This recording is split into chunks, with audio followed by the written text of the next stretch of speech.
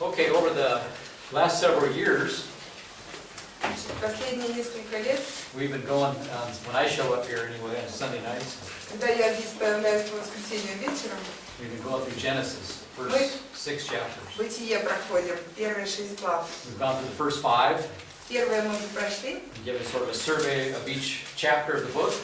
дали такой обзор каждой из глав.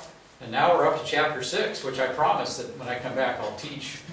Теперь мы пришли к 6 главе, и я обещал, что я, когда приеду, I'm буду sure you guys рассказывать. forgot, and maybe you were waiting in great anticipation. I don't know. Я уверен, что вы уже забыли о том, что я обещал, а может быть вы все это время ждали очень сильно, когда же я приду и начну вам об этом рассказывать. But here we have a very, very difficult passage, a very interesting passage. Но это очень и трудный отрывок, но в то же самое время интересный отрывок. And there's been a lot of debates over these passages for years, for centuries. И долгие годы, и даже столетия шли большие, серьезные дебаты по поводу этого отрывка. And you may think to yourself, does this matter? Does it have any relevance to what I'm doing today?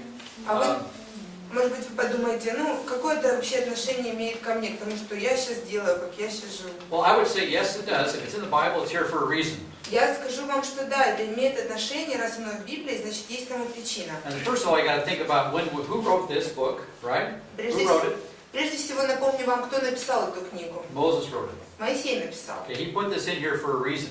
Он поместил эту информацию сюда с какой-то причиной And определенной. what we have here is an angelic infiltration of the human race described in the first 4 verses. Здесь в первых of 4 стихах Genesis 6. нам описано, 6 главы, нам описано, как ангелы, так сказать, вклинились в жизнь людей.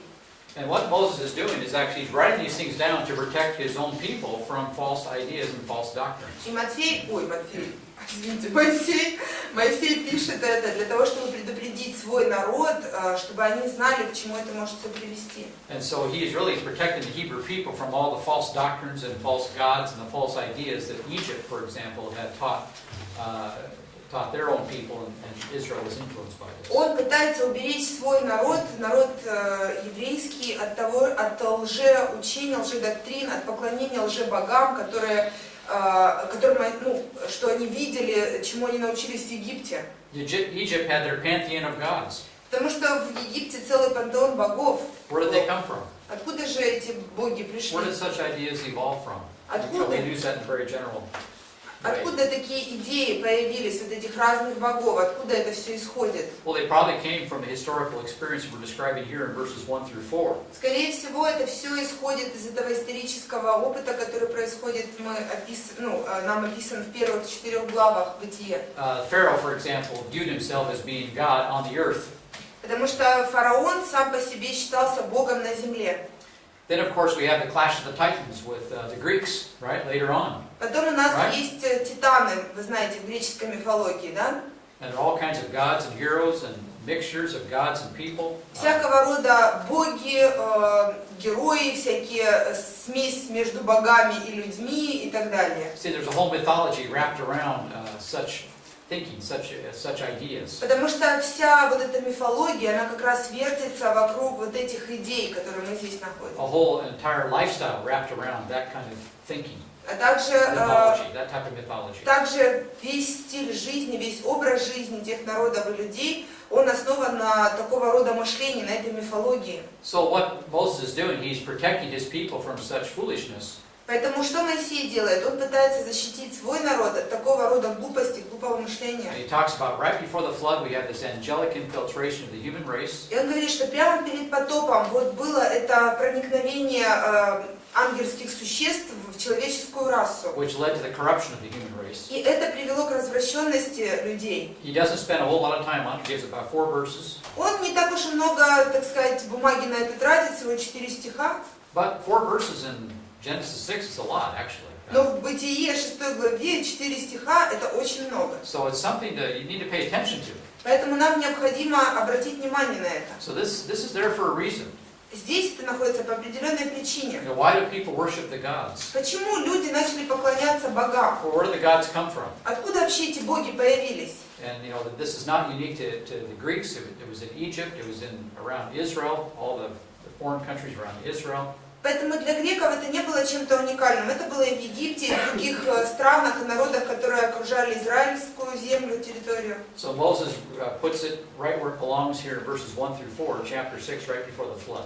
Поэтому Моисей как раз-таки пишет об этом. Здесь место этой истории, так сказать, прямо перед потопом, в 6 главе 1-4 стихах. And what we have here is a more historical explanation of what actually happened. И у нас здесь такое историческое объяснение того, что же произошло. You know, a lot of people complain about the Bible being this miraculous book and it's just full of superstitions and all this kind of thing. This is not right. This is not correct. Многие люди, они жалуются, что Библия, она не исторична, здесь одни какие-то сказочные истории, какие-то выдуманные вещи, но это не так, это неправильно. We have a very reserved presentation of this whole affair in verses 1 through 4, Genesis chapter 6. А здесь нам представлено как раз-таки очень исторично все это дело вот в 6 главе, первые 4 стиха. In fact, if you compare Genesis 6, the flood story, with other flood stories, you know, Genesis 6 is very conservative.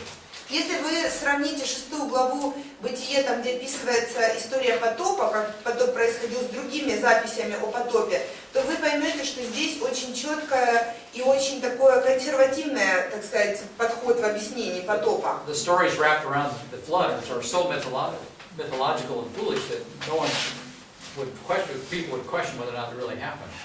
They question? They would question. Потому что вот истории другие, которые нам рассказывают о потопе других народов, древние истории, то они настолько мифичны, даже когда их читаешь, что люди, конечно же, подвергают сомнению реальность потопа. Они задаются такими вопросами, что это глупо все, так не может быть. But every culture has a flood story. Но в каждой практически древней культуре была история о потопе. It's universal. Это универсальная вещь во всем мире была. In fact, a lot of even the modern, you want to call them modern, even some of the modern Indian tribes, Даже different некоторые... places or modern tribes out in the middle of the jungle, they had a flood story. Даже некоторые современные нам, ну, как бы современные, близкие более к нам по времени, скажем так, например, там, индейские племена в Южной Америке и вообще другие племена, ну, какие-то отдаленные, там, маленькие племена, у них тоже есть свои истории о потопе. And a lot of mythological ideas here. И там, конечно же, в их мышлении много всякого мифического. You read Genesis 6 through 8, you know, this is very historical. А вот если вы читаете Бытие с 6 по 8 главу, то очень все исторично, очень консервативно представлено. I mean, there's miracles that are happening here. Да, там есть чудеса, которые происходят, конечно. The animals, Животные. you know, getting the animals into the ark. Вот как животных было завести в ковчег. And of course, the flood itself and God's judgment on the world. И, конечно, сам по себе потоп, Божий суд над землей. But beyond that, it's nothing like the stories you read in the ancient Near East, for example. Но помимо вот этих чудесных вещей, все остальное даже близко никак нельзя равнять с теми историями Ближнего Востока о потопе, которые у нас есть, другие записи. And then if you look at, as Moses describes the rise of Cain's civilization. И также вот как Моисей описывает, как восстала цивилизация Каина, как появилась. One of the things that really strikes you is how secular it is. Что поражает, в общем-то, когда читаешь, насколько светская, секулярная, так сказать, эта цивилизация. Whereas religious people after the flood they described these events in much more religiosity, a lot of mythology. А люди религиозные уже после потопа описывают ситуацию более таким религиозным, мифическим языком. But in Genesis chapter 4 we have Cain and Abel. Но Simple story. В Бытие 4 главе у нас Каин и Авель, достаточно простая история. Brother kills his brother over religion. Interesting. Один брат убивает другого брата по религиозным соображениям. And then Интересно. from Cain is removed from the Eden, and so he starts his own civilization. Потом Каин, будучи как бы убранным из, отодвинутым, скажем, от Эдема, он начинает свою цивилизацию, собственно. And out of Cain rises this evil civilization, which is very secular, very interestingly enough. И от Каина началась, так сказать, очень нечестивая цивилизация, очень светская, секулярная. And then we have, of course, the age of these people. И также у нас здесь еще замешан возраст людей. You know, people laugh at this. Люди смеются над You этим. know, Adam lived to be 900 years old, 932. Вот Адам жил 932 года. Methuselah, supposedly the oldest, 969. Мафусал 969 лет. And I think Lamech, I think it's Noah's dad, lived to be 777. You know, what a what ended his Отец, life. отец Ноя, я не помню, как его зовут по-русски, где-то Ламех, да, 777 где-то лет жил. But if you read the Near Eastern stories, То есть, если вы почитаете ближневосточные истории, these people lived to be 100,000 years old, 300,000 years old. там люди жили 3000 лет, сотни тысяч лет. So Moses gives a very conservative figures. Поэтому Моисей, он как раз-таки дает нам такие персонажи очень консервативные, очень He's реалистичные. given us the historical perspective on what actually happened. Он дает нам действительно историческую перспективу того, что происходило. And you know, in Genesis 5, people they're tired of living. В Бытие 5 главе, вот там люди, они просто уже устали жить. Now you and I, we worked for about 30 years, and I want to retire. Мы все с вами 30 лет поработали, все, хочу на пенсию.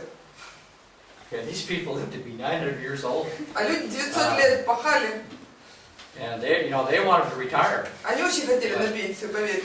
Life went on, Жизнь идет, and it was very difficult. и было тяжело. I mean, your body was in such good health, you didn't need health care. You just keep on living. Значит, тело было достаточно в хорошем состоянии, не надо никакой страховки медицинской. Идешь, живешь себе и живешь. And so, in Genesis 5, when we get a list of all this people related to the seed promise, right? В 5 главе Бытия у нас там есть люди, через которых идет вот это обещание о семени. There's a prophecy given relative to Noah.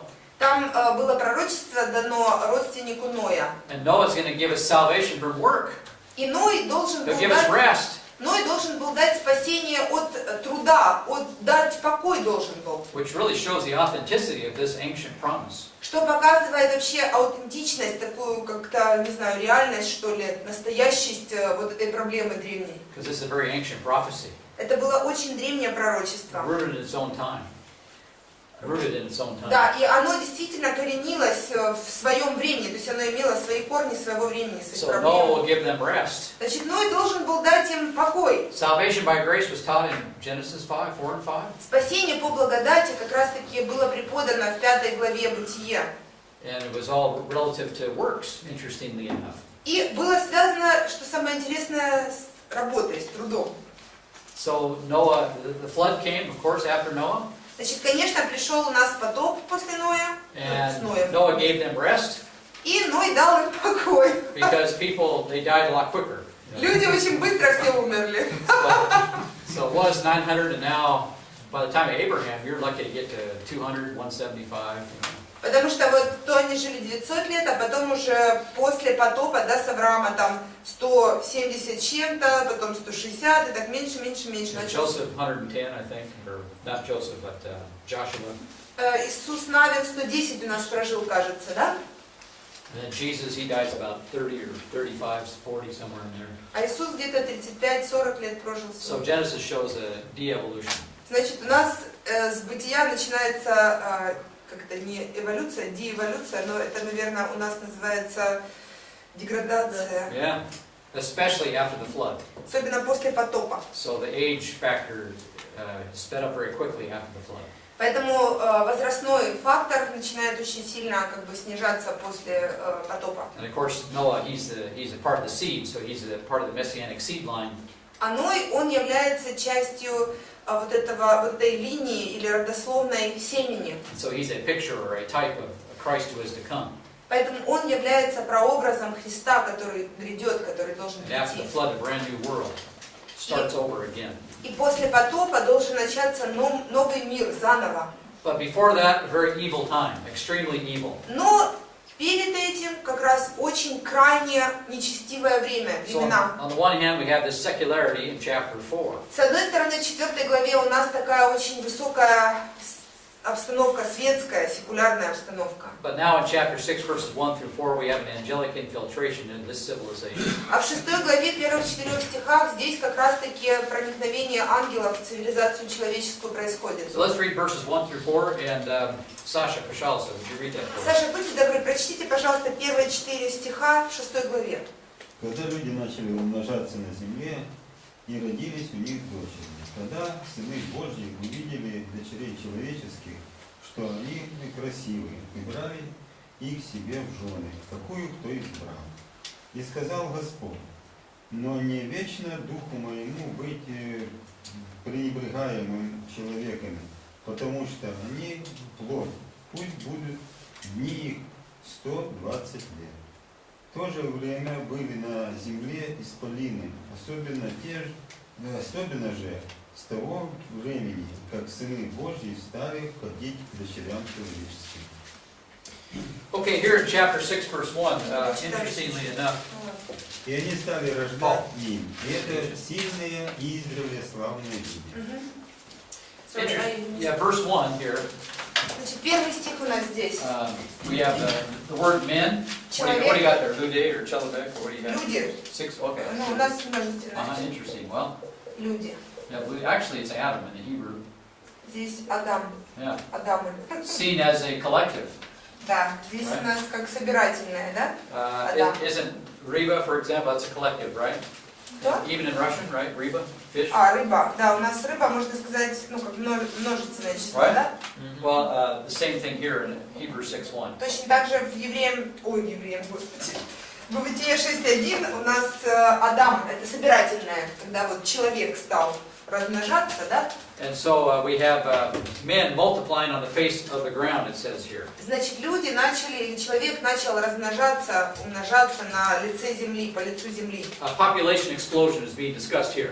Значит, здесь обсуждается как раз взрыв демографический. And so, yeah, demographics. Moses makes known demographics here.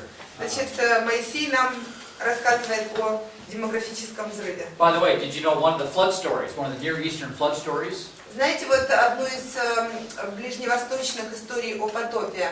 The reason why the gods, or one of the gods, Почему decided to flood the earth боги решили послать потоп на землю? was because there were too many people on the earth, Потому что было слишком много людей на земле, and those people were too noisy, и эти люди создавали много шума. and the gods could not sleep properly. И боги не могли спать спокойно. Now we see nothing of this in Genesis 6. Но в Бытие нам ничего об этом не говорится. In fact, Genesis 6 tells us what really happened, and sin is the primary problem here. Но Бытие 6 глава нам говорит, что происходило в реальности, что грех был основной проблемой. And along with this, we have an angelic infiltration of the human race. И вместе с этим у нас как раз здесь проникновение ангелов в человеческую цивилизацию. Now, the reason why I bring up Adam here, Причина, почему здесь Адам у нас появляется. in verse 1 we have an introduction, or verse 2 we have introduction of other people here. Значит, во втором стихе у нас представлены другие личности, да? We have, they're called the sons of God. Написано, что они названы здесь сыны Божьи.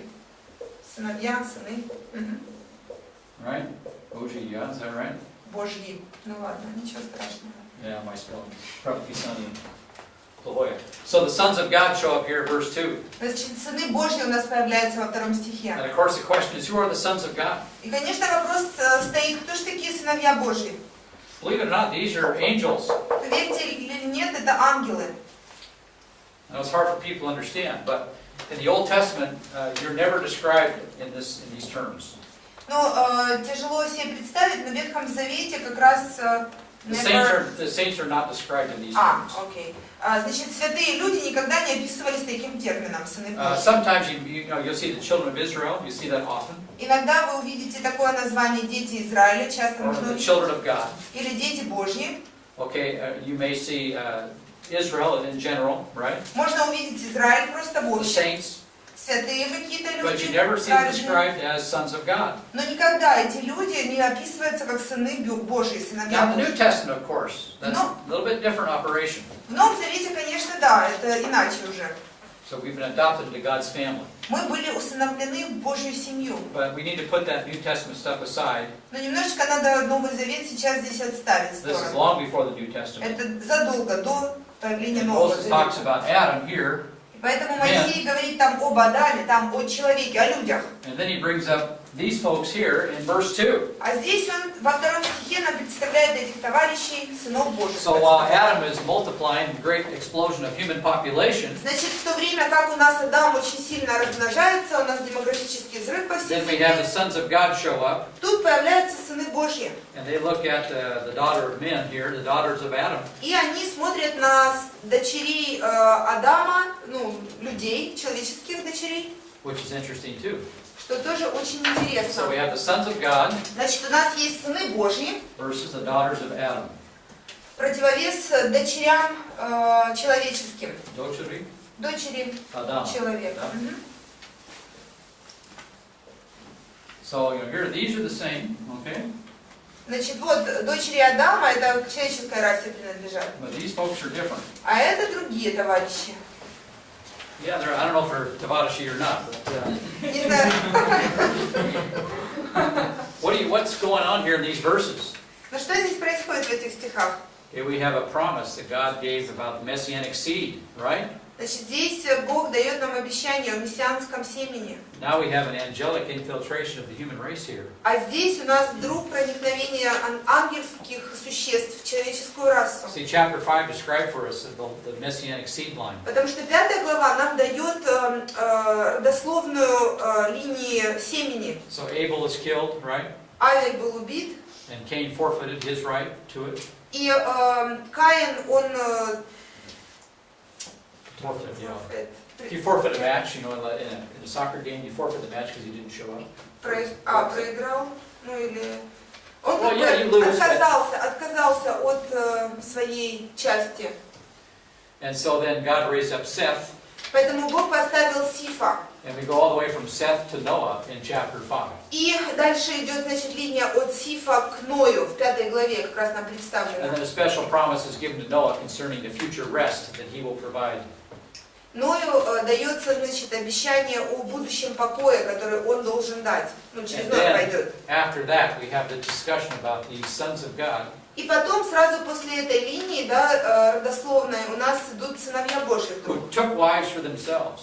Они брали They just took себе жен, просто брали сами себе. Now I know societies can be very chauvinistic. Я понимаю, что общество может быть очень шовинистичным. Let's now turn to the book of Job, shall we? Давайте мы откроем книгу Иова. The book of Job, chapter 1. Иов, 1 глава. Job chapter 1, verse 6. 1 глава, 6 стих Иов. Job, by the way, is the oldest book in the Old Testament. Иов, кстати сказать, это самая старая книга в Ветхом Завете. And Job lived about the same time as Abraham. Он жил в одно и то же время с Авраамом. Maybe before, perhaps a little bit before. Может быть, немного раньше, чем Авраам. Keep in mind that people like Noah, Shem is probably still alive, for example. Вы должны помнить, что такие люди, как Ной, Сиф, они были еще живы, как раз жили в это время. Shem lived to be very old too. Не Шем, это, наверное... Shem, Japheth. Сим, Хам и Афет. Ага, извините, Сим все-таки, да. Сим. So I should have explained that. Yeah, Shem lived to be a long time, so some of these people carried over up until the birth of Abraham. Сим жил еще долгое время. Не Сиф, а Сим. But the book of Job is the oldest book in the Old Testament. Но книга Иова одна из старейших книг Ветхого It's the Завета. closest book to this very time. Она близка к вот этому периоду времени, ну, по написанию. See, Moses didn't write Genesis until 1400 BC. Потому что Моисей, смотрите, он же не написал книгу Бытие до 1400 года Numbers are wonderful. до Рождества, Yeah. я знаю. And so Job describes a time period 600 years before Moses. А Иов описывает maybe ситуацию свою 600-700 лет до вот этого. By the way, Job's very primitive too, by the way. Иов, кстати сказать, здесь очень все примитивно. Ну, я не знаю, не Иов примитивен, а в смысле то, что происходит в So Иове. there's no reason to doubt this book could not be very old and very authentic. И нет никакого, ну, как бы, сомнения в том, что эта книга очень древняя и она аутентична. Okay, this book would not make a whole lot of sense, for example, later on in Israel's history. Потому что эта книга, если ее вставить в более позднюю историю Израиля, она бы не имела смысла, ее невозможно в историю вставить дальше. Okay, let's look at chapter 1. Давайте мы посмотрим 1 глава Иова. And we have the first 5 verses here describing Job and his character and his wealth. Первые 5 стихов у нас описывается Иов, его характер, его богатство. And of course, Job has a godly character. У Иова был благочестивый характер. And this is all described for us in the first 5 verses. И нам это все описано в первых 5 стихах. And Job was very pleased with, God was very pleased with Job's testimony. И Бог, Он очень доволен, глядя на Иова, на то, как Иов живет. And as you read the rest of the book of Job, you realize Job had a tremendous testimony before many people. И когда вы читаете книгу Иова, вы осознаете, что его свидетельство перед многими людьми было просто, величайшим. And this is part of the problem in the book of Job, is that his buddies were all too quick to want to jump on him because he had too good of a testimony. Поэтому, когда мы читаем книгу Иова, мы видим, что его друзья, они очень хотят, так сказать, наброситься на Иова из-за того, что его свидетельство, его жизнь, она была, уж слишком идеальной и замечательной. Yeah, well, finally, we got this guy, finally. Они говорят, вот, наконец-то мы подловили этого He's человека. more like us. В чем-то он, как бы, тоже подвел, да, он такой же, как и мы, все-таки грешник. All right, now verse 6, however, notice that his testimony in heaven. Но давайте мы прочитаем 6 стих, какое свидетельство его на небесах, 1:6. Пожалуйста, Саша. Саша, пожалуйста. И был день, когда пришли сыны Божьи предстать пред Господом. Между ними прошел и сатана. Where are we? Где же мы находимся? Yeah, we're in heaven. Мы на небесах. How are they described? Как они описаны They're called the здесь? sons of God. Они называются сыны Божьи. Okay, who's in charge of them? Кто во главе их Or всех? appears to be in charge of them anyway. Ну или кажется, что во главе. Who do they come with? С кем они пришли? Satan. С сатаной. We know him to be the chief of the demons. Мы знаем, что он глава демонов. So when we look at the sons of God, more than likely what we're talking about here, these are demons. Когда мы говорим о сынах Божьих, то мы говорим, скорее всего, о демонах. Now we will describe why this is the case shortly, but for now just keep this in your И mind. мы сейчас поговорим об этом через короткое время, но помните об этом, вот что мы сейчас сказали. Notice verses 7 and 8 now. Заметьте 7-8 стих теперь. Саша. И сказал Господь сатане, обратил ли ты внимание Не, твое? 7 еще. Да, Вот. пожалуйста. И сказал Господь сатане, откуда ты пришел? И отвечал сатана Господу и сказал, я ходил по земле и обошел ее. И сказал Господь сатане, обратил ли ты внимание твое на раба моего Иова? Ибо нет такого, как он на земле, человек непорочный, справедливый, богобоязненный и удаляющийся от зла. Yeah, the rest of the book of Job, this is becomes serious business. Ну, до конца книги Иова это все очень серьезно. So the Lord talks about Job in heaven, Значит, Господь говорит об Иове, на небесах говорит о нем. and Satan says, well, I can take care of him. А сатана говорит, я о нем позабочусь. And the Lord allowed a lot of suffering to go Job's way. И Господь позволил, чтобы много всяких страданий на пути Иова случилось. And he'll be in charge of doing things to Job that are not good. God allows this. Who is in charge? He will allow Satan. He's running around the earth. He's in charge of the earth. Бог стоит во главе всей земли. Он позволит сатане сделать вот эти тяжелые, страшные вещи в жизни Иова. Job doesn't know what's going on in heaven. Иов, конечно же, не знает, что там на небесах происходит. His friends don't know what's going on in heaven. И друзья его тоже не представляют, что происходит на небесах. Nobody knows that God and Satan have been describing Job and his relationship to God. И никто не знает, как там Иова описывают на небесах, как сатане по отношению к Богу. And then everybody now in Job, the rest of the book of Job, are quick to jump in with their opinions about what's going on here. И теперь все пытаются очень свои мнения, так сказать, высказать по поводу Иова, ну вот на земле имеется в виду, да, каждый высказывает свое мнение по поводу Иова. And of course, they're talking about things they have no knowledge of. И они, конечно же, говорят о том, что совершенно, они не знают и не имеют представления. They think they know, but they don't. Они думают, что знают, но не знают. But of course, at the end of the day, the Lord will protect Job ultimately. Но в конечном итоге, в конце дней, вот здесь описано, мы видим, что Бог защищает Иова. And returns favor back to Job. И Он воздает Иову, как бы оказывает свое благоволение Иову в конечном итоге. And then, of course, I believe he tells Job to make sacrifices for those friends of yours. И также он говорит Иову, чтобы он принес жертвы за своих друзей, вы помните, да, там в конце. Okay, chapter 2, verse 1. 2 глава, 1 стих Иова. Let's read that. Давайте этот стих прочтем. 2:1. Был день, когда пришли сыны Божьи предстать пред Господом. Между ними пришел и сатана предстать пред Господом. All right, the same thing again. То же самое у нас. Chapter 38, verse 7. Chapter 8, 7. Chapter 38, verse 7. 38:7 теперь Иов. In the same book. Та же книга. 38:7. 38, verse 7. This is describing the foundations of the earth, when the earth was created. Здесь описываются основания земли, когда земля была сотворена. Verse 4, it's like God is now asking Job, where were you, Job, in Genesis 1? В 4 стихе Бог говорит, где ты был, Иов, где ты был, Иов, в Бытие 1 главе. Well, of course, he wasn't there. Понятно, что его там не было, Иова. And then notice verse 7. Заметьте 7 стих. 38:7. При общем ликовании утренних звезд, когда все силы, сыны Божьи восклицали от радости. This appears to be describing, day 4 of Genesis chapter 1. Здесь такое впечатление описывается 4-й день сотворения из 1 главы Бытия. And when God made the stars. Когда Бог сотворил звезды. And we have a piece of information here. The sons of God shouted for joy when God made the stars, the universe. Нам здесь такая информация представлена, что сыны Божьи, звезды, они радовались, да? Okay, Adam wasn't even made yet. Адам еще не был сотворен. That's not until the 6th day. Adam was not made until the 6th day.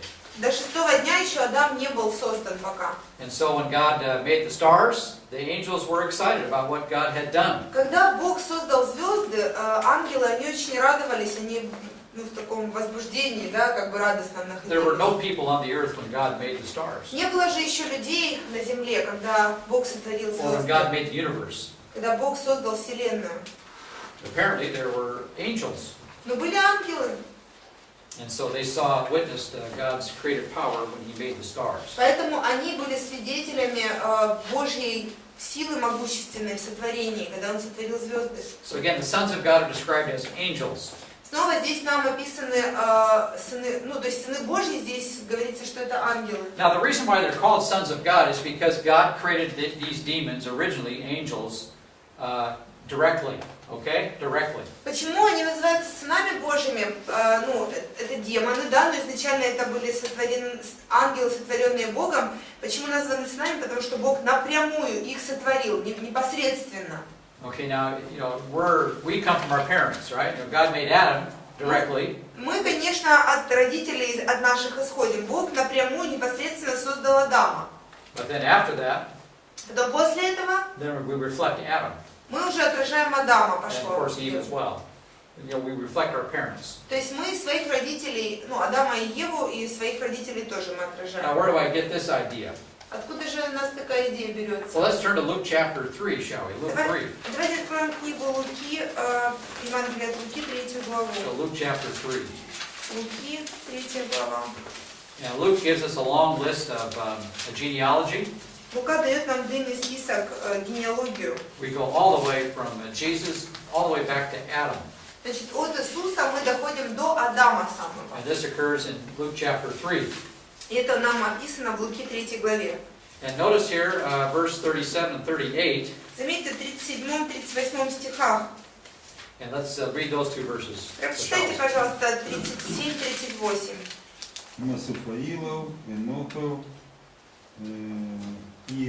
Иаредов, Мелеилов, Каянанов, Еносов, Сифов, Адамов, Божий. Yeah, so Adam here is called the Son of God, which is a very interesting description of him. Адам здесь назван Сыном Божьим. Это очень интересное описание. Why? Because he's made Божий. directly of God, directly by God. Потому что он прямо Богом сделан, да? And so this is why we hold that what we're talking about here are angels. Поэтому мы думаем, что здесь как раз-таки речь идет об ангелах, которые напрямую Now созданы. you can make a good argument and say that these are people, and many good scholars have. Конечно, вы можете представить достаточно хороший аргумент и сказать, что это были люди, многие ученые так делают, многие исследователи Писания. And there are some exceptions to what I've just said about Old Testament passages. Но есть какие-то у нас, конечно, исключения в Ветхом Завете, где вот о сынах Божьих говорится. That's how God characterizes His people. То есть как Бог характеризует людей, свой народ. Но They appear to be angels, Но demons. все-таки такое впечатление, что здесь нам представлены ангельские существа, демоны. So these sons of God are with Satan. Вот эти сыны Божьи, они вместе с сатаной в Иове мы видим. And in Genesis chapter 6 describes some sons of God who left their domain in heaven and infiltrate the human race. В Бытие 6 главе нам описаны эти сыны Божьи, эти демоны, которые оставили свое небесное жилище, так сказать, и пришли, чтобы переплестись с человеческой расой, чтобы как-то... Now the proof of this theory actually is in the New Testament. И доказательства этой теории мы находим в Новом Завете. We have two books in the New Testament which mentions this time period, this event. У нас есть две книги Нового Завета, которые как раз-таки упоминают вот это событие, этот период. One was an apostle, Peter, Один апостол Петр говорит об and the этом, other was the Lord's half-brother, Jude. а второй сводный брат Господа Иуда. And both of these passages in the New Testament interpret Genesis 6 as angels. И оба этих отрывка, они толкуют Бытие 6 главу как ангелов. So why don't we turn there? 2 Peter chapter 2 verses 4 and 5, then we'll go to Jude. Давайте мы сначала откроем 2 Петра 2 главу. Сейчас, 2 Петра 2 глава. 2 Peter chapter 2. 2 глава 2 Петра. By the way, the ancient Hebrew view of this was that they were angels. The typical view, Кстати сказать, таким ancient Jewish tradition. обычным пониманием в древней иудейской традиции, что в 6 главе Бытие это ангелы. And really most of church history has agreed with this. И большую часть истории церковной тоже соглашались с этим. Until the last few hundred years, and there seems to be a rebellion against this interpretation. То уже в последние пару сотен лет начали восставать против такого толкования. Но раньше считалось, что это ангелы все-таки. All right, now let's go to 2 Peter chapter 2. Значит, 2 Петра 2 глава. And here Peter's going to warn us about false teachers. Нас здесь Петр предупреждает о лжеучителях. And we need to be careful of them. Нам нужно остерегаться их. And then he gives some reasons why here now, verses 4, 5, and 6, and 7. В стихах с 4 по 7 он объясняет, почему нужно их остерегаться. So let's start in verse 4. Давайте мы с 4 стиха начнем. And so now we have some bad examples. Здесь у нас плохие примеры приведены. All right, so false teachers are going to be judged by God, in other words. Значит, здесь, другими словами, лжеучителя будут судимы Богом. And if God's people listen to false teachers, А Божий народ, который слушает лжеучителей, then they're going to wind up they'll be like a dog that returns back to its vomit, verse 22. то они подобны псам, которые возвращаются на свою блювотину, в 22 You ever стихе. seen a dog do that before? Вы видели когда-нибудь, чтобы собаки такое делали? You know, the Jewish people thought that dogs were unclean. Ну, So they didn't have pets, really. евреи считали, что собаки это нечистые животные, они не считали за домашних питомцев, так сказать. There's a lot of dogs out here. They're coming back, I noticed. The dogs are returning. У нас собаки, возвращение псов So на the улице. Евро is over, and now the dogs are returning. Евро закончилось, теперь собаки возвращаются. Фильм ужасов. Собаки возвращаются на улице фильма. Dogs are very unclean in a lot of things they do. Потому что собаки, они очень нечистые во многом, что они They делают. want to farm, and they do eat their own vomit. I've seen it. Я видел на ферме, как собаки свою блевотину едят, и не только блевотину. The best thing dogs love to do is, during this winter time, Самое лучшее, что собаки делают it зимой. doesn't freeze that much on the farm. It's cold, but it doesn't freeze much. Ну, у нас холодно там на ферме зимой, но не сильно замораживает там. And fish come up, lots of fish come up in November.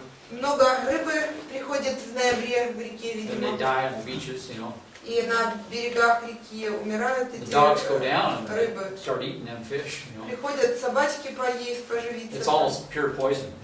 Но на самом деле это почти, знаете, отрава. I mean, we've lost, I don't know how many dogs over the years on the farm from these fish. Очень много собак погибли от того, что ели эту рыбу там. So you got to get them through the fish somehow. Они... You got to get them through the fish. They survive the fish. They'll make you get a puppy, a nice little puppy. He's cute, If he can survive the fish, okay, we got a dog now. Ага. Ну, если, значит, там щенок у вас появился, если он нажрался той рыбы и жив остался, ну, значит, все, будет жить теперь. And when they come back from eating on the fish, boy, it's great time.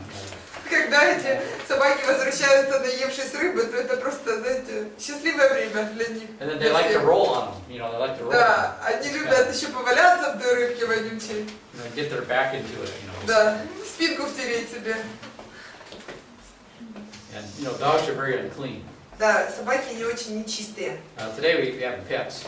Сегодня они у нас как домашние любимцы уже. Now our dog, he's outside. У нас собака живет на He's улице. on the farm, you keep him out there. Когда на ферме живет собака, то она на улице бегает, не в доме. Or a pig, verse 22.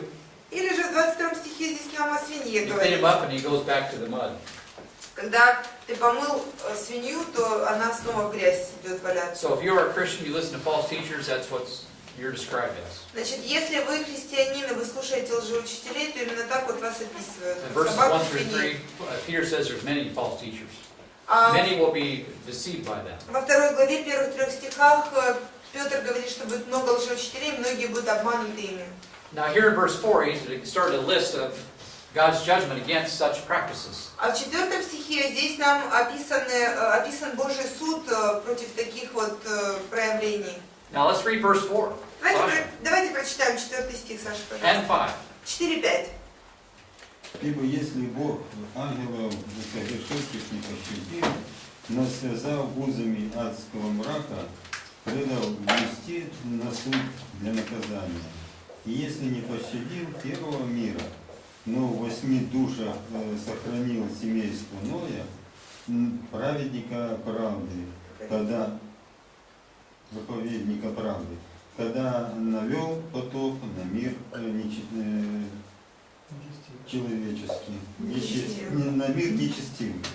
Вам плохо там видно, наверное, да? Yeah, verses 4 and 5, Peter's going to describe what happened at flood. Значит, Петр описывает, что произошло, потоп.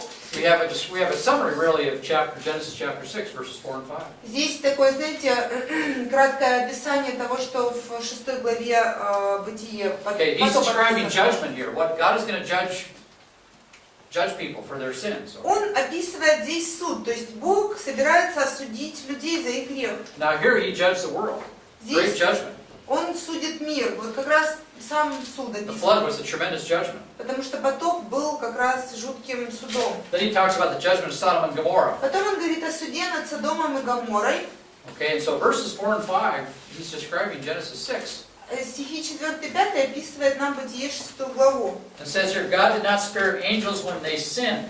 Здесь сказано, что Бог не пощадил ангелов, которые согрешили. Now what do you have in verse 4 and then where God put them? Where did God put them?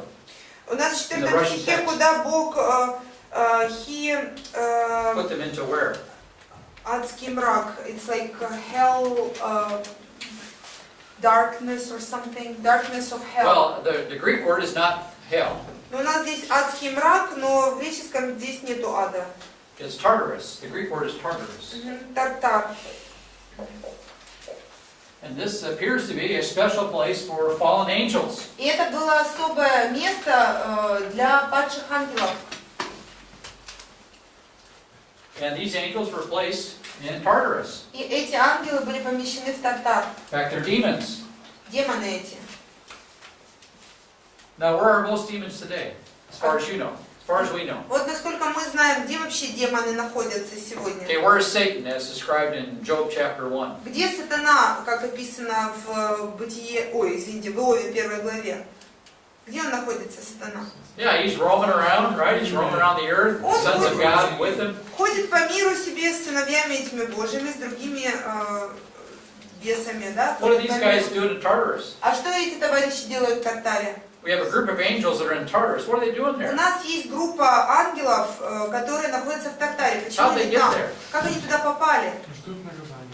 They are waiting for more serious. Yeah, but why are they here? Yeah, but there's a lot of angels doing all kinds of things. Почему они там находятся? Ведь есть много всяких ангелов, которые занимаются чем хотят. Ну, Okay, most demons are free. потому что большинство же демонов, они свободны. How did they get in Tartarus? А как эти товарищи попали в Тартар?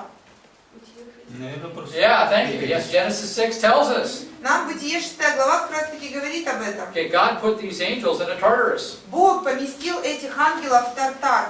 Okay, I'm done with you guys. Он говорит, все, ребята, с вами So покончено. they mix with human people, with human beings. Значит, эти ангелы, они смешались с человеком, с человеческими существами. So God locked them up, so to speak. И Бог их закрыл. Okay, you're going to die with people, in other words. Все, вы уже умрете вместе с людьми. And then, of course, He puts them in a special holding tank called Tartarus. И он их, так сказать, поместил в такой бункер временного в Тартар. так, так сказать.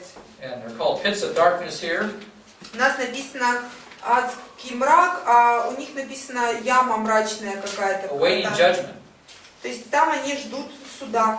Now we have a parallel verse in Jude. У нас есть в Иуде параллельный стих тоже об And этом. this is actually a more shorter, but actually it describes it better, what happened here. Здесь короткий этот стих, но лучше даже описана еще ситуация. This describes their sin in a more clear way. Здесь описан их грех более четко. So Peter says they, грешили, right?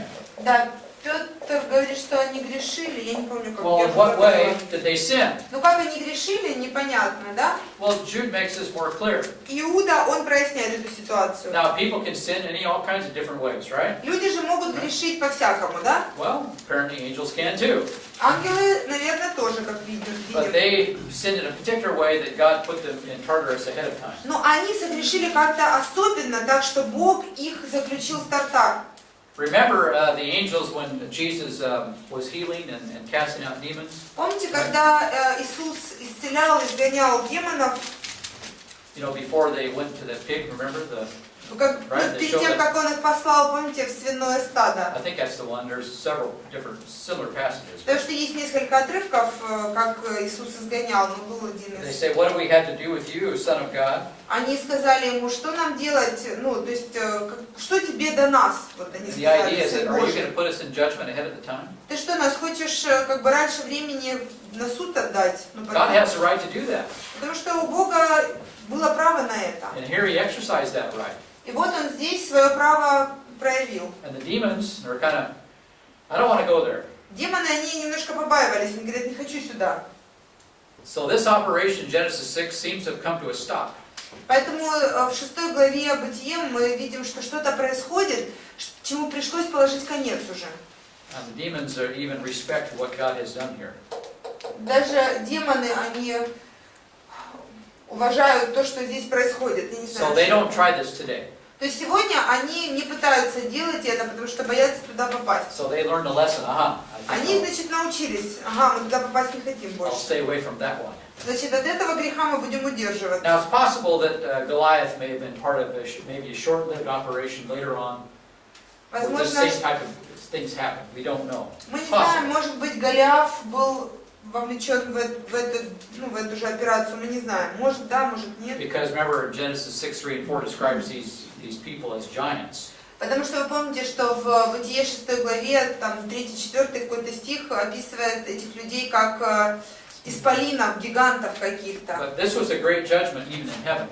Но вот это было великим судом на небесах над ними. And the angels stopped their operation to try to infect the human race with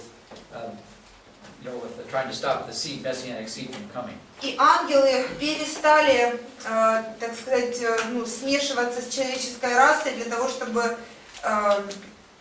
и больше, перестали портить, так сказать, семя, вернее, линию семени. Опасность была в этом именно Okay, now заключалась. let's read Jude 6 and 7. Давайте мы прочитаем Иуды 6-7 стихи. Same verses, similar. 6-7 стих. Прочтите, пожалуйста, в Иуды. Если вам темно, может попросить И кого-то. ангелов, не сохранивших своего достоинства, но Yeah. оставивших свое жилище, соблюдают в вечных узах под мраком на суд великого дня. And then verse 7 describes Sodom and Gomorrah, so just А exactly parallel to в Peter. 7 описывается Содом и Гоморра, то есть параллельно вот этим событиям, потоп и Содом и Гоморра. See, they abandoned their proper abode. Значит, они оставили, что там, достоинство свое. Okay, where was that? Когда они это достоинство Well, in the свое heavens. оставили? На небесах. So if the angels abandoned the heavens, where are they? Значит, если ангелы оставили небеса, тогда где они? They're on the earth. На земле. Okay, and Genesis 6 tells us what happened. И в 6 главе Бытие нам сказано, что происходит уже на земле. Let's go back now to Genesis 6. Давайте мы вернемся в Бытие 6 главу And теперь. informed with this information, let's read those verses again. И понимая уже, прочитав всю ту информацию, которую мы прочли, давайте еще раз эти And I стихи. think they'll make a lot more sense. Теперь уже будет нам более понятно, если мы So, прочтем. пожалуйста, and Sergey, would you read verses 1 through 4? Сергей, пожалуйста, прочтите в 6 главе первые 4 стиха. Когда люди начали умножаться на земле, и родились у них дочери, тогда сыны Божии увидели дочерей человеческих, что они красивы, и брали их себе в жены, какую кто избрал. И сказал Господь: не вечно духу моему быть пренебрегаемым человеком, потому что они плоть. Пусть будут дни их 120 лет. В то время были на земле исполины, особенно же с того времени, как сыны Божии стали входить к дочерям человеческим, и они стали рождать им. Это сильные, издревле славные люди. Yeah, and so I think there's a better way to understand these are angels that mixed with men. Я думаю, что лучше всего понимать здесь, что ангелы смешались с людьми. That's why they became mighty men. Именно поэтому родились могущественные люди, великие люди. And these men, of course, became heroes that people almost worshipped. Конечно, эти люди стали такими героями для остальных людей, и им даже начали поклоняться. So here we get stories like, this is probably the historical background for Achilles, for example, and Например, the у Clash нас, of the Titans and Hercules. может быть, это как раз историческая основа для Геркулеса, для Титанов, для who did you say first? Hercules, remember him? Геркулес и так далее. То есть вот такие, да, герои, которые And сверхъестественные. of course, you look at some of these stories, and what do? They were fighting dragons. You know, which is interesting. Ну и тоже во всех этих историях мы находим, что эти люди, они воюют с драконами, да? Помните? Right? Интересно тоже. Beowulf, for example, he fights the dragons. Фу, Beowulf, a famous the Viking, я не the old знаю. Viking tale. Ну, вот говорят, знают, я не знаю, кто он воевал, боролся. Beowulf. You ever heard of Beowulf? Beowulf. Say it. Беовульф, так и будет Беовульф. Я не знаю, к сожалению. Yeah, С кем он там he's боролся? fighting dragons. Он с драконами, значит, боролся. Now, it's very possible that we have dinosaurs on the earth at this time. Может быть, вполне возможно, что были динозавры еще в то время. Поэтому они с ними боролись. At least as I understand, I know people laugh at me, but I don't care. Ну, это так, как я понимаю. То есть я считаю, что тогда еще жили динозавры на Земле. Конечно, люди надо мной смеются, но мне все Do you равно. want to know what the best description of a dinosaur is found anywhere in the world? Знаете, какое самое лучшее описание динозавра мы находим в мире вообще? It's in the book Job. В книге Иова. Yeah, it's the best description there is. Самое лучшее описание The динозавра. English Bible calls him a hippopotamus. Ну, в английской Библии называется гипопотам. У нас тоже... But hippopotamus has a little tail, you know, a little tail. У гипопотама, вы знаете, есть маленький хвостик, да, такой? It's kind of like a fly swatter. It's kind of, Такой, знаете, so it can't be hippopotamus. обрезочек. А в Библии это не может быть гипопотам, на самом The деле. tail described on the monster in Job 38. Потому что тот монстр, который описан в 8 главе Иова, у него хвост There's another one совершенно не described in такой. 41 В 41 главе тоже там описан, that да? describes dinosaur monsters. Там действительно динозавры огромные, как монстры такие. And the tail of this creature is like a cedar tree. А хвост этих тварей такой, как, знаете, кедровое дерево, как кедр. And Огромный. Job describes this animal crossing a flood of the Jordan River and doesn't even pay attention to it, just walks right across. Иов описывает, что это животное переходит через, когда разливается Иордан, оно себе идет, даже не обращает внимания, что там разлилась вода, то есть себе идет спокойно. And by the way, every ancient civilization again has stories about dragons. By the way, И также у нас Universal. все древние цивилизации в своих древних каких-то историях описывают этих драконов. Okay. Это абсолютно повсеместно, по we всему have them миру. too. We have them in our own society. И We в call them dragons. нашем обществе тоже у нас есть в сказках и так далее, да? So we have these stories about dragons, Значит, у нас есть эти истории о драконах, and then we have all these huge bones that are all over the place. и по всему миру And finally- находят эти огромные кости. But we have removed them from our conscience because all that was millions of years ago. Но мы же это все как бы убрали из нашего представления, нашего осознания, потому что это же было все миллиарды лет назад. Какое нам дело до этого? And you know, they found dinosaur tracks and man tracks on the same path in Texas. You know, В Техасе, например, нашли как путь, где ходили эти динозавры и люди, все это в одно и то же самое время. you don't hear this, but Конечно, никто об этом не говорит, но Это Okay, есть. so now you think about this world, Genesis 6. Поэтому если Before the подумать flood. об этом мире до потопном, да, прям перед потопом, Бытие 6 главе, Right now we have a garden at our home, у нас есть, допустим, дома сад, огород, and we have 50 elk that run around our farm. и там They're wild deer, big wild deer. 50 больших оленей, пасутся постоянно. They're big deer. Они огромные олени. То есть They're almost like есть a, разные виды, вот какой-то самый большой олень. they're almost like a moose.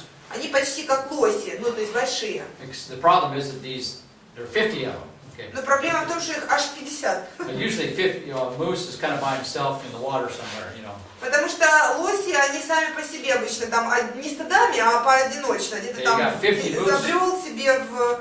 We're going back and forth on your farm. А если у тебя по ферме шатается туда-сюда 50 лосей огромных, And they love gardens. и они обожают просто сады чужие. Absolutely. Просто тащатся от них. And apple trees, I mean, they love them apples. Яблоки очень любят. And they have long necks. А у них длинная шея, And представляете? then they can lift up on their hind legs. Они могут так еще подняться, And знаете, go на way up. задние ноги и как раз яблочки I mean, съедать. my biggest ladder couldn't do what they can do. Потому что моя даже самая большая лестница, которая у меня есть, я не могу так залезть, как они залазят на своих задних лапах. So we have a huge electric fence around our garden. Поэтому у нас вокруг нашего сада большой электрический забор. It's Ну, almost 3 meters high. где-то 3 метра высотой этот Because they забор. can jump. Потому что они прыгать умеют еще. These are like supernatural creatures. Они, знаете, как сверхъестественные какие-то твари. And have 4 wires on this, full electricity. У меня там 4 этих самых провода проведено, значит, электрических. Now just think if you had some dinosaurs walking in your garden. Вот представьте себе, по вашему саду, значит, шастают туда-сюда динозавры. It's bad enough to have the ground cursed by God. Мало того, что земля проклята Богом, And then you have these reptiles that are living to be 200 years old, 300 years old. еще вот эти рептилии здесь, которым 200-300 лет, они ходят вокруг по The alligators, they keep on living until they die. They keep growing until they Вы die. знаете, что аллигаторы, например, они продолжают расти всю свою жизнь, пока они не умрут, поэтому они такие огромные. Well, what if they live to be 200 years old? А если бы им было 200-300 лет, Might представьте. explain why these animals got so big. Поэтому вот оно объяснение, почему эти животные были такими огромными. Ну, рептилии, они растут всю And жизнь. you can see where people might be tempted to, we could use a few heroes around here.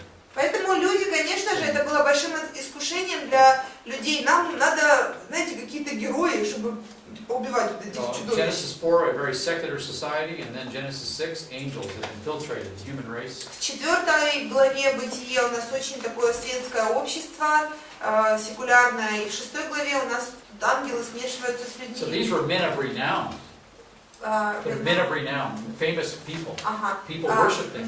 И тут появляются люди, которые великие, известнейшие среди всех. То есть люди начинают поклоняться этим See, великим. what did Beowulf do? Ну и что вот Right? этот Бейвулф, я не знаю, Yeah. что он делает? He killed the dragons. Он убивает драконов. Okay, if you look at some of these Greek gods and heroes, what are they doing? They're killing these awful animals. Если вы посмотрите на всех этих греческих героев, каких-то мифических, то чем они занимаются? Они убивают всяких чудовищ. And there's usually they're dragons. Обычно драконов, еще каких-то там. So there may be some historical truth in this whole operation. Поэтому, может быть, во всех этих историях есть какая-то историческая истина. And so Genesis 6, now we see these angels infiltrating the human race. People are probably following along for a variety of reasons. Поэтому здесь у нас в 6 главе Бытие, получается, ангелы смешиваются с людьми, с человеческой расой, и люди нормально, то есть им это нравится людям. And by the way, a prophecy was just given about Noah. А вот прямо перед этим дано было пророчество Ною, Noah will give us salvation and rest. потому что Ной даст нам спасение и покой даст. The demons start thinking, oh, is it time? А демоны начинают думать, так что, это уже время пришло? Is the Lord coming? Что Господь грядет? By the way, remember Enoch predicted the second coming of Christ. Вы же помните, что Енох предсказывает второе пришествие Христа? And so I think, oh, is it the time now? Они думают, все, время уже подходит, да? We better do something. Надо что-то делать срочно.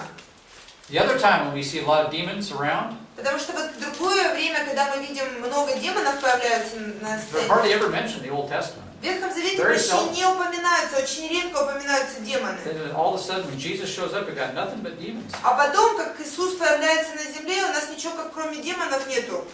Везде одни демоны. God has sent His Son. You know, the time is. Бог послал своего Сына. Вот время приближается то самое. The Son of God has come now. As our days are up. Сын Божий пришел, так что наши дни сочтены уже. And then book of Revelation. И потом книга You Откровения. know, nothing but demons mentioned. Ничего другого, как демоны, у нас на каждой странице. Right before the second coming of Christ, a great judgment.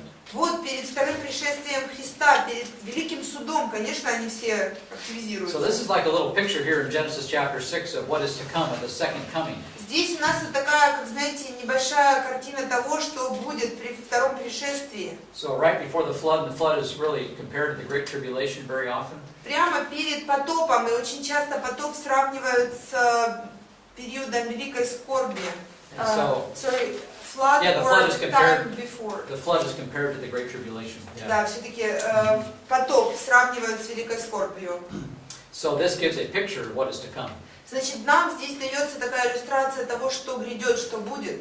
So in the same way that men and angels mixed here in Genesis 6, Точно так же, как здесь в Бытие 6 главе человек и демоны смешиваются, something similar will occur during the Great Tribulation. нечто похожее будет в великой скорби.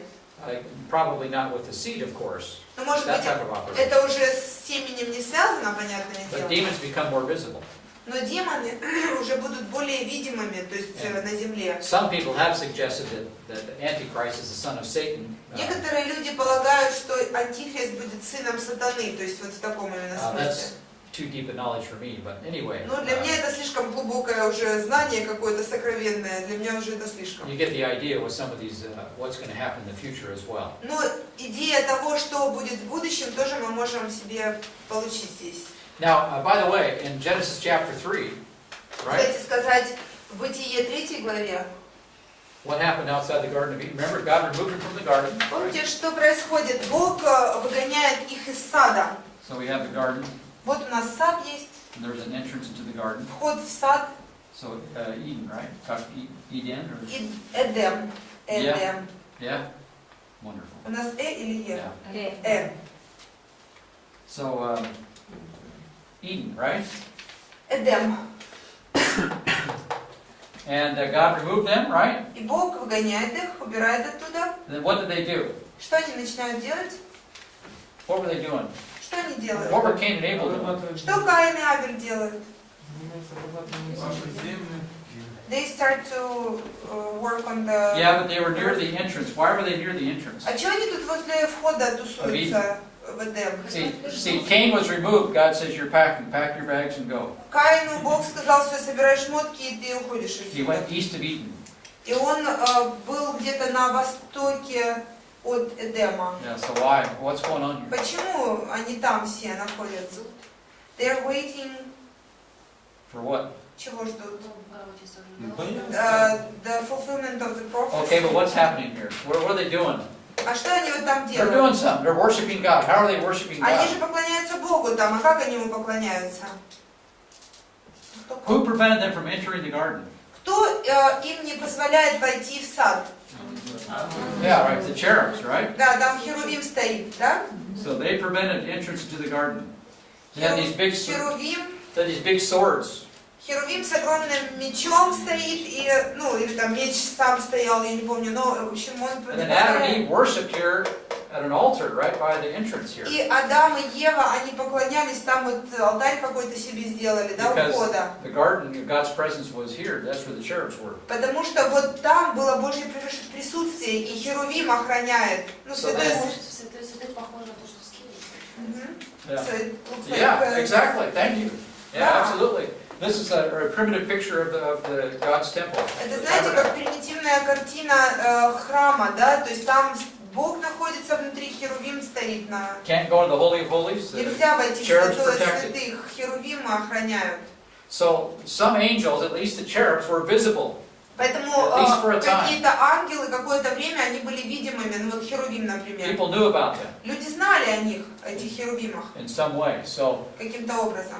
and probably this is connected here in the sense that people started to call on the angels to help them or something. Ну, возможно, это как раз-таки все-таки связано с тем, что люди начали призывать помощь ангела, вот как сегодня, допустим, да, Or they may просят have appeared, помощи. and of course they take wives for themselves. Но ангелы, мы видим в 6 главе, они являлись, и они брали себе жен, да? But these женщин. cherubs, of course, they couldn't touch. Но вот этих херувимов, вот этих ангелов они коснуться не могли, конечно. But these angels, these demons are more fun because they're involved with people. Но вот эти ангелы уже в 6 главе, с ними уже более весело, так как они с людьми как-то тусуются, то есть они с людьми смешиваются. It's Да? also interesting that almost every time an angel is mentioned in the Bible, Но что интересно, каждый раз, когда в Библии у нас появляется, вернее, упоминается ангел, they're always pictured as masculine. всегда он у нас в мужском роде. There's one exception in Zechariah, I believe, Zechariah 5. По-моему, в Захаре 5 главе есть исключение They одно. have a couple of women, Там есть парочка women angels, I женщин, guess, or ангелов, something. But или что-то в этом роде. they're always characterized as men. Но вообще ангелы в основном как мужчины представлены. Remember Abraham, Помните Авраам, когда Right. встречался с ангелами? and this is true of a lot of, even Daniel. Даже Даниил и так далее. So they took wives for themselves. Remember, they chose, they took them. Значит, они брали себе жен, каких их себе выберут, так сказать. They thought they were beautiful as Они well, считали, which is interesting. Считали их красивыми, тоже это интересно. And of course, angels they're not allowed to procreate. А ангелам, вы знаете, нельзя, им запрещено воспроизведение, так сказать, And I'm sure воспроизводиться. that they were thinking, well, this would be nice to do. Ну, они, наверное, подумали, вот это было бы хорошо сделать, воспроизвестись. Procreate themselves in some special way. Воспроизвестись каким-то особенным образом. Or maybe preserve the fallen human race, try to bring it up to date through some form of ancient eugenics. I don't know. Может быть, пытаться как-то сохранить вот это падшее человечество, ну, в этом состоянии и воспроизвести гены Eugenics, Евгеника, right? чья Евгеника. Yeah, they're going to try to improve the fallen human race Да, то есть они by пытаются, mixing with angels.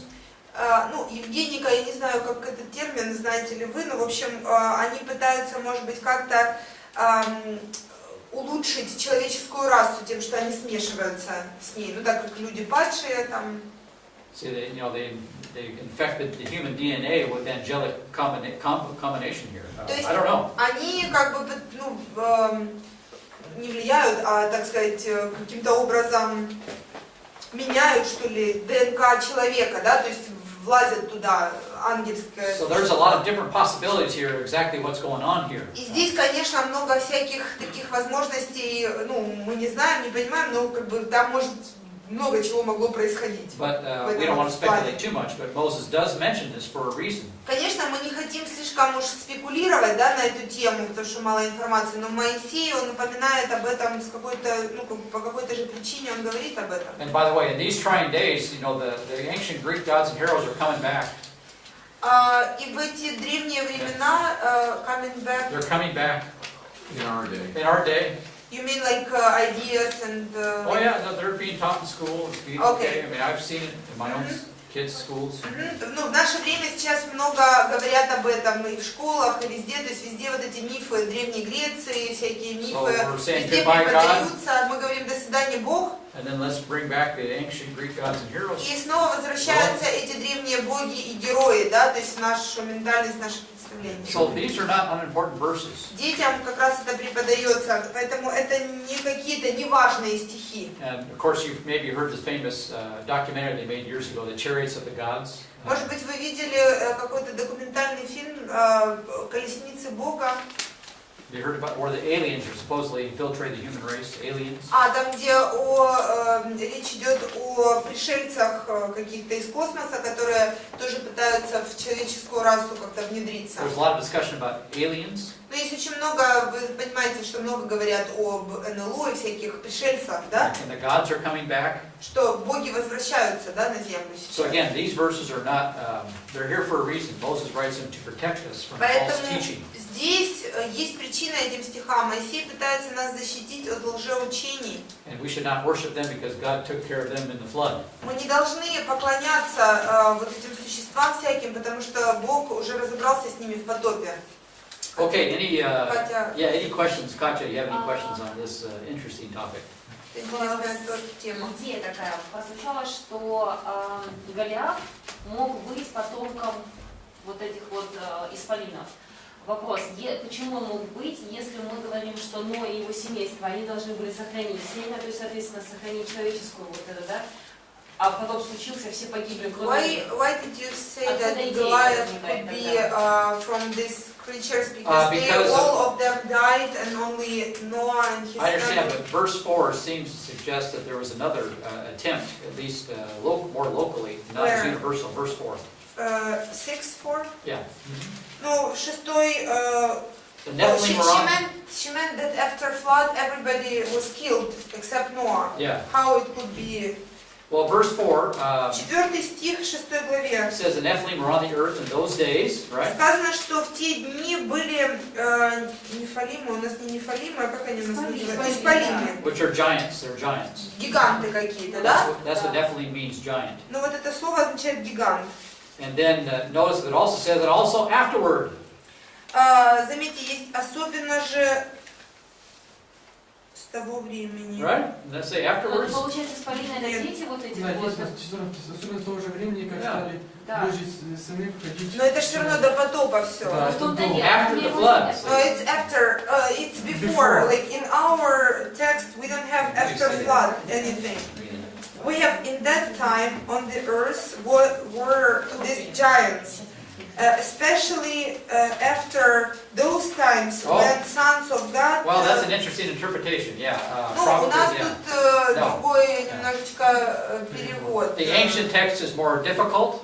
Ну, конечно, здесь древний текст, он очень трудный. The как его ancient text перевести. suggests that this occurred also afterwards. Вот древний текст еще полагает, ну, на иврите, там можно предположить, что можно перевести, что и после потопа такое случалось. Вот Let's turn to поэтому. Numbers 13:33. We were running out of time, so I kind of ignored it. But Числа, numbers what? 13:33. 13:33, давайте откроем числа 13:33. Okay, remember Israel complained about how big the giants were. Remember Вы помните, when как, they viewed когда when they spied the евреи land? жаловались, ну, вот эти шпионы, которые, соглядатаи, которые пришли Да, в землю, там они было жаловались, слово, да. что там были исполины, да?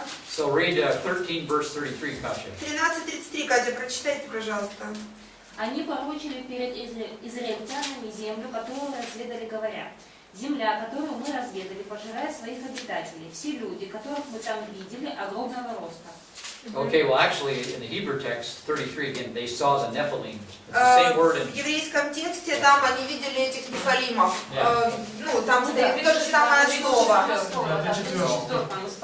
А у нас 34. So I don't know the answer to this question, У меня нет ответа на этот вопрос, если честно, but it's нефалимы. possible that there was a limited local invasion once again around the time Israel entered the promised land. Может быть, была еще такая же попытка со стороны ангелов, ну, как бы, да, Yeah. проникнуть в Израиль, уже когда они вошли в землю обетованную. Ну, Or it could be Nephilim is just generic. Yeah, it could be generic, just big people. Yes. а может, это просто было общее название для большого роста людей. Просто какие-то, ну, есть же такие разные народы. Which is what I would Большие, да teach. маленькие. Как есть Which is what I would евреи, teach, так может быть были высокорослые. Which is what I would teach without a problem, Ну, вот, что я бы учил, да, без проблем. except that Genesis 6 says, and afterwards.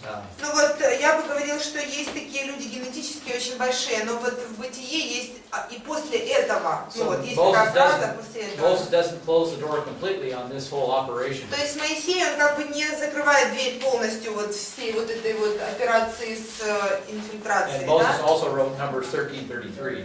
И тоже мы Used the same читаем, word.